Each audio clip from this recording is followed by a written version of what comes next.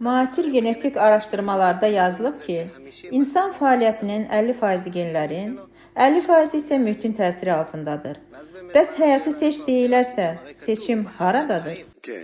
Seçim yalnız bundadır. Həyatı seç. Yəni, ruhani mövcudluğu, maddi həyatda biz bütün heyvanlar kimi yaşayırıq. Robotlara və kuklalara bənzəyirik. Çünki bu həyatda heç bir azad seçim yoxdur. Bədənimiz və şuurumuz həmişə elə hərəkət edir ki, maksimum ləzzət və minimum əzab seçək. Həyatın bütün sahələrində bizi hərəkətə gətirən məhz budur. Amma biz insanın nəhayət azad və müstəqil ola biləcəyi bir imkandan danışırıq. Nə doğulduğu xüsusiyyətlərdən, nə əldə etdiyi biliklərdən, nə cəmiyyətin tələblərindən asılı olmadan. Bəs mən hardadır?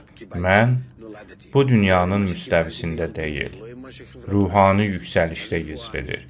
Ona görə də yazılıb, həyatı seç və burada həyat dedikdə ruhani dünya nəzərdə tutulur. Yalnız ruhani irəliləyişdə insan azaddır. O bu yolu daim özü seçməli və bu yolla irəliləməlidir. Bizim bu həyatda isə onun heç bir hərəkəti azad deyil.